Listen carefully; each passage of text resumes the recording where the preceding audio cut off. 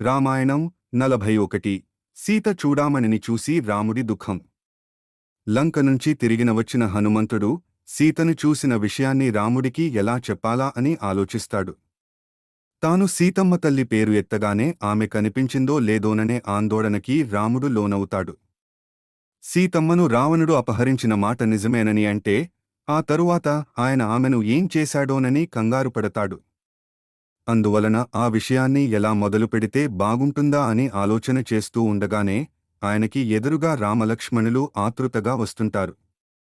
దాంతో చూసితిని సీతను అంటూ తాను సీతమ్మ తల్లిని చూశాననే విషయాన్ని ముందుగా రాముడికి చెబుతాడు. హనుమ నోటి వెంట ఆ మాట వినగానే రాముడి ముఖం సంతోషంతో విప్పారుతుంది. ఆయన ఒక్కసారిగా హనుమంతుడిని ఆత్మీయంగా ఆలింగనం చేసుకుంటాడు. హనుమంతుడిని తన వెంట గుహ లోపలికి తీసుకెళ్లి సీత ఎలా ఉందని అడుగుతాడు. లంకలో సీతమ్మ తల్లి క్షేమంగానే ఉందని చెప్పి ముందుగా ఆమె తనకి ఇచ్చిన చూడామణిని రాముడికి అందజేస్తాడు. ఆ చూడామణిని చూడగానే రాముడు ఉద్వేగానికి లోనవుతాడు. ప్రేమానురాగాలతో ఆ చూడామణి స్పర్శిస్తాడు. తిరిగి తాను ఆ చూడామణిని సీతకి అలంకరించే రోజు వస్తుందో లేదోనని కన్నీళ్లు పెట్టుకుంటాడు. లక్ష్మణుడు ఆయనను ఓదార్చుతాడు. సీతమ్మను తాము తప్పక రక్షించగలమనే నమ్మకాన్ని వ్యక్తం చేస్తాడు. దాంతో రాముడు కాస్త తేరుకుని సీతాన్వేషణలో హనుమకి ఎదురైన అనుభవాలను గురించి అడుగుతాడు.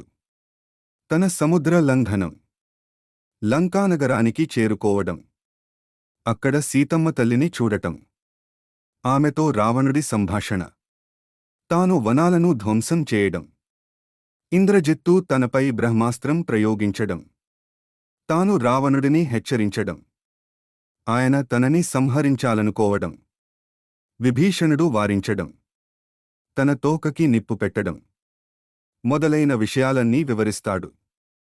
రావణుడి బలాబలాలను గురించి, ఆయన కుమారుల పరాక్రమాలను గురించి, సైన్య సమూహాల గురించి, లంకానగరం చుట్టూ ఉన్న వ్యూహాలను గురించి, వాళ్ల ఆయుధ బలం గురించి, రాక్షస మాయలను గురించి విశ్లేషిస్తాడు. సీతమ్మ తల్లి విషయంలో రావణుడు పెట్టిన గడువును గురించి చెబుతాడు. ఆలోగా ఆ తల్లిని కాపాడుకోవలసి ఉంటుందని అంటాడు. ఇప్పటికే భయంకరమైన రాక్షస స్త్రీల కాపలాలో ఆ తల్లి భయంగా రోజులు గడుపుతుందని అంటాడు. ఆ క్షణమే తామంతా బయల్దేరే ముహూర్తాన్ని రాముడు నిర్ణయిస్తాడు. వానర వీరులంతా ఉత్సాహంతో గంతులు